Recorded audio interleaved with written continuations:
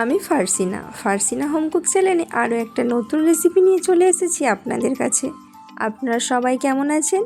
আশা করছি সবাই খুব ভালো আছেন, আমিও ভালো আছি। আজ কি বানাবো আপনারা দেখে নিশ্চয়ই বুঝতে পেরে গেছেন। আজ বানাবো অ্যাভোকাডো স্যান্ডউইচ।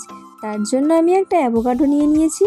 অ্যাভোকাডোটা অবশ্যই পাকা হতে হবে, না হলে কিন্তু স্যান্ডউইচ একদম ভালো হবে না। তো আমি অ্যাভোকাডোটা কেটে নিয়েছি। এরপর আমি একটা বাটি নিয়ে নিয়েছি বড় সাইজের, এর মধ্যে দিয়ে দিচ্ছি কিছুটা পেঁয়াজ কুচি, টমেটো কুচি, কাঁচা লঙ্কা কুচি, আপনারা চাইলে এখানে ক্যাপসিকাম কুচিও দিতে পারেন। এরপর আমি এর মধ্যে দিয়ে দিচ্ছি পরিমাণ মতো লবণ, দিয়ে সব কিছু ভালোভাবে মাখিয়ে কিছুক্ষণ রেখে দেব। এর মধ্যে যে এক্সট্রা পানিটা বেরোবে সেটা ফেলে দেবেন। এরপর আমি অ্যাভোকাডোগুলো এর মধ্যে দিয়ে দিচ্ছি। দেখুন কত সুন্দর পেকে গিয়েছে। এরকম পাকা দেখিয়ে নেবেন আপনারা অ্যাভোকাডোটা, তাহলে স্যান্ডউইচটা খুব ভালো হবে। এরপর আমি দিয়ে দিলাম পাতিলেবুর রস। পাতিলেবুর রসটা অবশ্যই দেবেন। তারপর দিয়ে দিচ্ছি আমি এখানে গোলমরিচের গুঁড়ো, বিট লবণ, সব কিছু দিয়ে খুব ভালোভাবে আরও একবার মিশিয়ে নেব। তারপর আমি নিয়ে নেব দুটো ব্রেড। আমি এখানে ব্রাউন ব্রেড নিয়েছি, আপনারা চাইলে হোয়াইট ব্রেড দিয়েও করতে পারেন, খেতে খুবই ভালো হবে।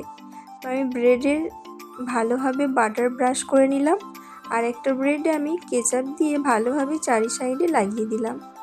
এরপর আমি ব্রেডের ওপর ভালোভাবে অ্যাভোকাডোর মিশ্রণটা চারিদিকে ভালোভাবে লাগিয়ে দেব। আপনারা বাড়িতে কে কে এইরকমভাবে অ্যাভোকাডো স্যান্ডউইচ বানিয়ে খেয়েছেন কমেন্ট করে অবশ্যই জানাবেন। আর আপনারা কে কোথা থেকে আমার রেসিপি দেখছেন সেটাও কমেন্ট করে জানাবেন। তো দেখুন আমি স্যান্ডউইচটা রেডি করে নিয়েছি। এবার তাওয়ার মধ্যে বাটার ব্রাশ করে ব্রেডগুলো আমি দিয়ে দিলাম। এপিট ওপিট করে লাল করে ভেজে নেব, তাহলেই রেডি হয়ে যাবে আমাদের অ্যাভোকাডো স্যান্ডউইচ। আজকের রেসিপিটা কেমন লাগলো কমেন্ট করে অবশ্যই জানাবেন। আর রেসিপিটা যদি ভালো লেগে থাকে তাহলে ভিডিওটিতে একটা লাইক দিয়ে যাবেন। আজকের মতো এখানেই শেষ করলাম, আবার দেখা হবে নতুন কোনো একটা রেসিপির সঙ্গে।